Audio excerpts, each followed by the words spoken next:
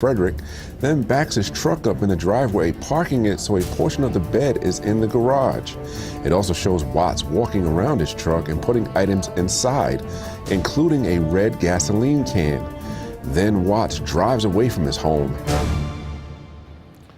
Today we're going to take you inside the mind of a killer, inside the mind of Chris Watts, who you just saw on surveillance calmly loading up his truck before driving off with the bodies of his dead family in the back.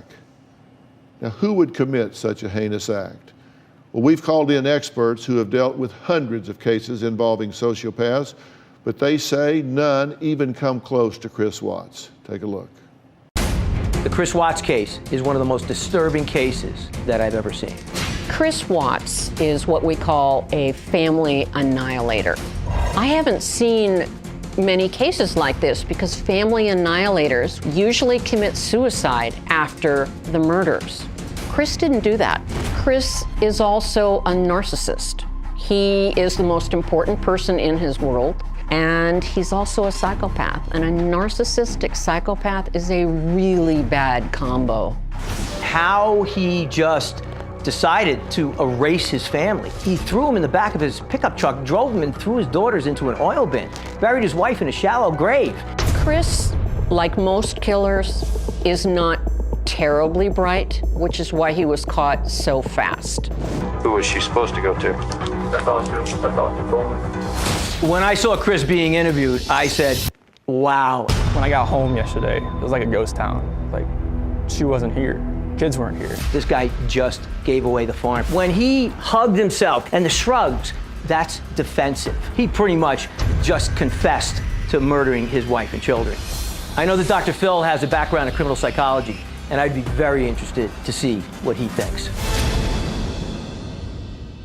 Well, Candace DeLong is someone that I have tremendous respect for. She is a former FBI criminal profiler and criminologist. She also is the host of Investigation Discovery's Deadly Women.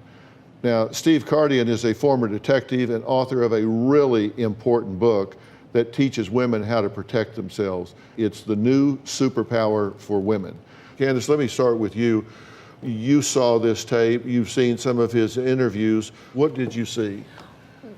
The interview he gave to the TV people on his porch, they did a close-in shot. His eyes were neither red nor swollen. This was not a man that had been up all night, worried and crying. Another thing that occurred to me, he says, yeah, when I came home, nobody was here. It was like a ghost town. It was a ghost town. He made it a ghost town by killing everyone else that lived there. You bring up such an important point. Let's take a quick look at that little snippet. It's like, it was vanished. Like, she's not, like, when I got home yesterday, it was like a ghost town. Like, she wasn't here. Kids weren't here. Like, I have no idea, like, where they went. This is a guy with 2 children and a pregnant wife, vanished. And he, like you say, there's no redness in his eyes. That is such a good point. He doesn't look like he is emoted at all. Yeah, well, it's what I don't see that tells me something's wrong here. I didn't see a wedding band. Has he already gotten rid of that? Oh, I didn't look. He also gave smiles and laughter that was completely improper. When he was talking about Bella, he says, she was. That's final as an investigator. That jumps out to me as he knows that she's already gone. And people that are narcissistic and think they're getting away with something, it's called duping delight. They can't help but gloat when they think they're pulling the wool over your eyes. He was celebrating his performance. Yeah, and so let's take a look at this oil tank where the bodies were discovered. This is where he put his children. Dr. Phil, I gotta that tell you feeder something. trap is 8 inches wide. The width of those girls shoulder to shoulder is 9.5 inches. Now, I don't want to say this to be too graphic, but you have to understand the nature of the beast we're talking about here. He had to break their bones to get them in there.